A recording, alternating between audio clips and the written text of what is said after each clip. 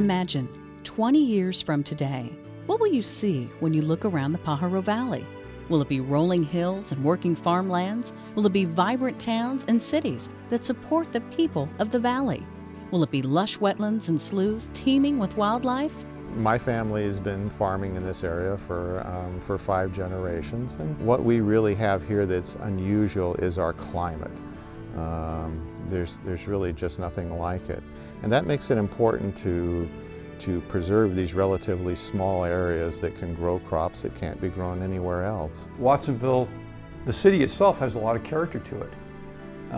We have the mountains behind the city, and we have the sea 5 or 6 miles from the city. So basically it's a really beautiful area, and that's why there's so much demand for people that want to live here. Like other areas throughout our state, Pajaro Valley is threatened by the potential for missteps in land use planning.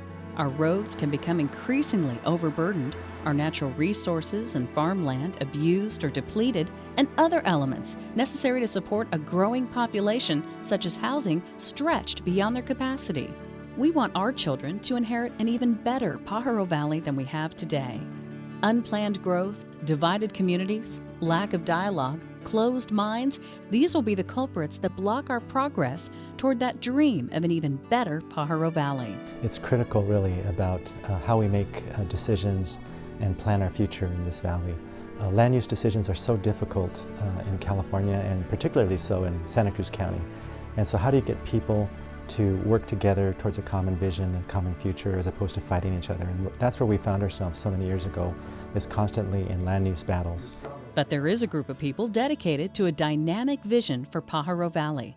In 1999, concerned citizens formed Action Pajaro Valley, a nonprofit collaborative made up of representatives from all sectors of the community, including business, agriculture, labor, environmental groups, education, healthcare, local government, and others. I think it was necessary to form Action Pajaro Valley because of the need to bring people together and find common ground.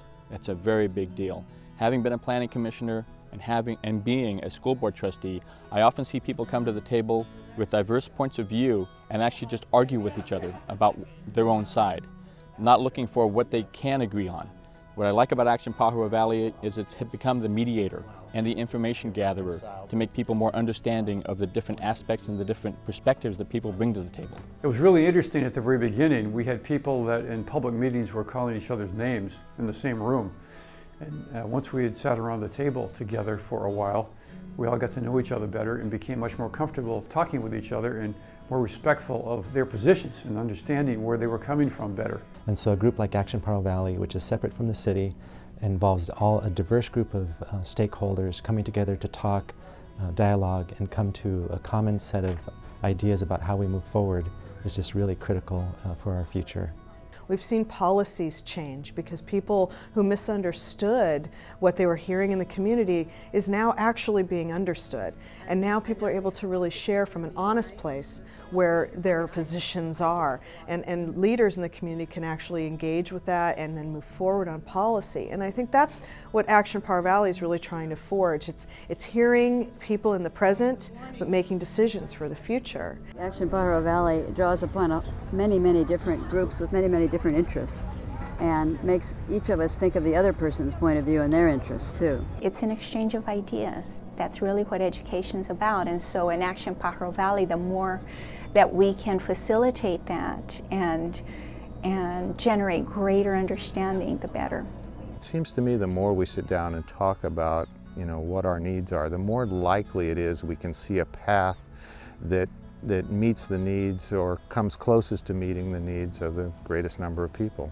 Especially in our community, since it's growing and we have a really strong agricultural side, and we're like this budding city that people are starting to get interested in. I think we just need to, those are two very different and separate ends of the spectrum. We just need to find our center ground. A tangible result of what Action Pajaro Valley has meant for the community has been the passage of Measure U, which provides a 20-year blueprint for where and how we're going to grow in the future, and I think that's a very big thing. Also, I think Action Pajaro Valley has brought new consensus about the need for livable communities, and I think one of the results of that has been neighborhoods that are more walkable.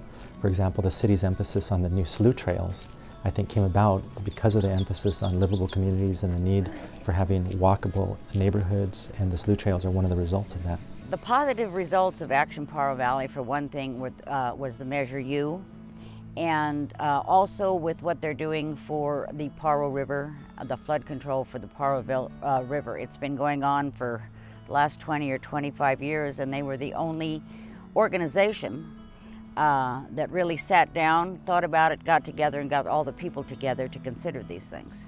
Action Pajaro Valley is the only agency that I have seen that has made efforts to bring together groups of people of different interests, but their main and common interest is the river. When I go to state meetings in Sacramento or Los Angeles and we're talking about housing issues or job and environmental balancing acts, Action Pajaro Valley is talked about, even not from me, even from other people. Well, in Watsonville, this is how it's done. So it is a model program. It's one of the few model programs, and that's why it's important for the people of Watsonville to know that this is a model program. This does not happen in many other places. They're very supportive of grassroots organizations in the Pajaro Valley, and the Pajaro Valley is made up of grassroots people. So they really represent what is truly the Pajaro Valley. Action Pajaro Valley decided that solving problems through blaming and finger-pointing was a waste of the community's time. They recognized the lack of coordination and conflict would only prevent the valley from achieving a bright and thoughtful vision for the future. The way that Action Pajaro Valley works is that instead of being a governmental or a pro-sector type of organization, we're more into bringing people together and finding common ground. And I think it's the understanding and bringing information to everybody that really makes it work and makes everybody feel better about the process. We used to fight and argue a lot. We still argue and fight, but we end up coming up with a consensus that is far more amenable to all of us. So collaboration really is a positive thing, both for the business and for the community. It's really a win-win situation. It does take a little bit of time and a little bit of effort, but overall the payback is well worth it. If Action Pajaro Valley were to go away, I think it'd be a very sad thing for the community, because there's no other group that is bringing together such a diverse group of stakeholders with different interests together to a common table to have dialogue and move forward on the important issues we're facing, such as affordable housing, economic opportunity, and so forth. So it would be a tragic thing actually for the community. I think Action Pajaro Valley is the group that made us come together and continues to bring us together.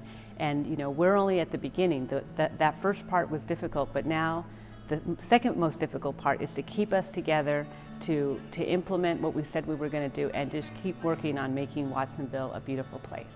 So Action Pajaro Valley I'm just amazed at the work that they're doing, and that they're presently working on the future, not only the future, my future, and the community's future as well. So Action Pajaro Valley has a lot of work to do. We have a lot of issues in front of us. Flood protection, land use issues such as affordable housing, economic development, parks and trails. We've had a lot of involvement from the community, a lot of great participation, and it's going to take that going into the future to really make a difference for the future for our generation and the next.